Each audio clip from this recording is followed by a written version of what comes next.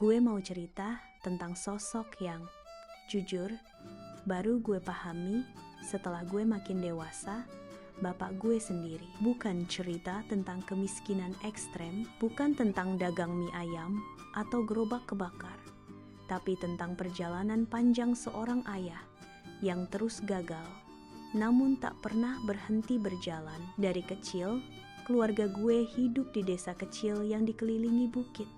Bukan hidup susah banget, tapi hidup yang kadang bikin orang dewasa harus mikir 1000 cara biar bisa bertahan. Bapak gue bukan petani, bukan pedagang. Dia perajin sepatu di bengkel kecil peninggalan kakek. Bapak gue anak kedua dari 3 bersaudara. Dia bukan yang terpintar, bukan yang terkuat, tapi yang paling ngelawan nasib. Dulu, waktu masih SMP, bapak gue sering banget bolos sekolah. Bukan karena nakal, tapi karena dia harus jagain bengkel sepatu biar tetap buka. Kadang dia tidur sambil duduk.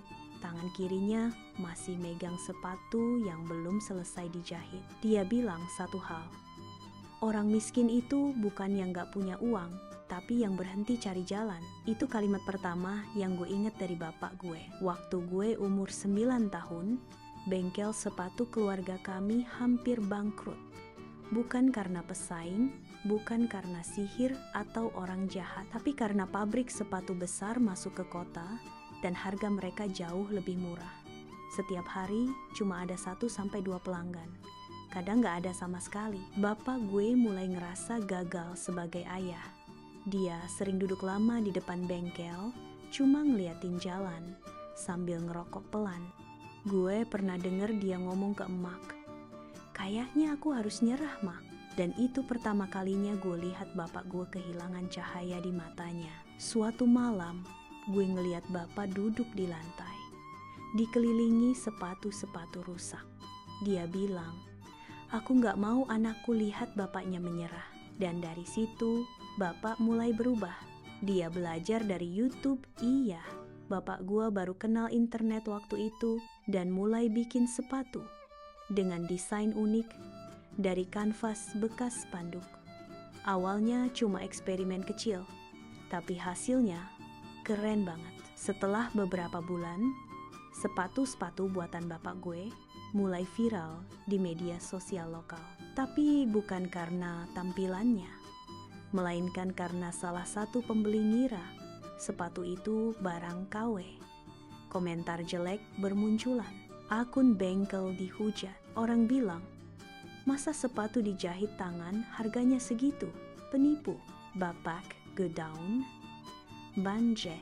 Tapi emak gue bilang, kalau kamu berhenti, mereka yang jahat menang. Dan itu jadi titik balik terbesar. Bangkitnya sang bapak. Bapak ikut pameran UMKM untuk pertama kali. Dia berangkat ke kota naik bus tua, bawa sepatu dalam kardus air mineral.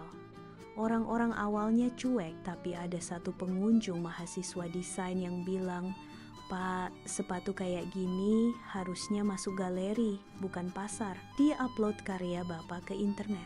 Dalam seminggu, pesanan datang dari Jakarta sampai Makassar. Bengkel sepatu kecil itu bahkan dapat tawaran kolaborasi sama brand lokal. Tapi hidup kan gak selalu mulus. Saat semuanya mulai naik, bapak gue kena penyakit lutut karena terlalu sering duduk ngerakit sepatu sampai dini hari. Dokter bilang dia harus berhenti kerja berat dulu. Gue lihat bapak diam, tapi matanya berkaca-kaca. Pertama kalinya gue sadar, bahkan pahlawan juga bisa rapuh. Gue akhirnya mutusin berhenti main game dan nongkrong gak jelas. Gue bilang ke bapak, Pak, ajarin aku lanjutin bengkel. Bapak nangis. Dia pikir cita-cita gue bakal hancur gara-gara bengkel kecil itu. Tapi gue bilang, impian aku itu bukan jadi orang kaya, Pak, tapi bikin bapak istirahat tanpa takut besok kita makan apa. Dan dari situ, bengkel jadi kerjaan kita berdua. Sekarang, kami buka bengkel desain sepatu custom kecil-kecilan. Gak gede, gak viral, tapi bapak gue tersenyum setiap hari. Dan itu cukup. Dari bapak gue, gue belajar bahwa hidup bukan soal menang lawan orang lain, tapi menang lawan rasa takut sendiri. Gagal itu wajar, berhenti itu pilihan. Dan kadang, masa depan kita bukan ditemukan, tapi dibangun pelan-pelan, sambil jatuh bangun bareng orang yang kita sayangi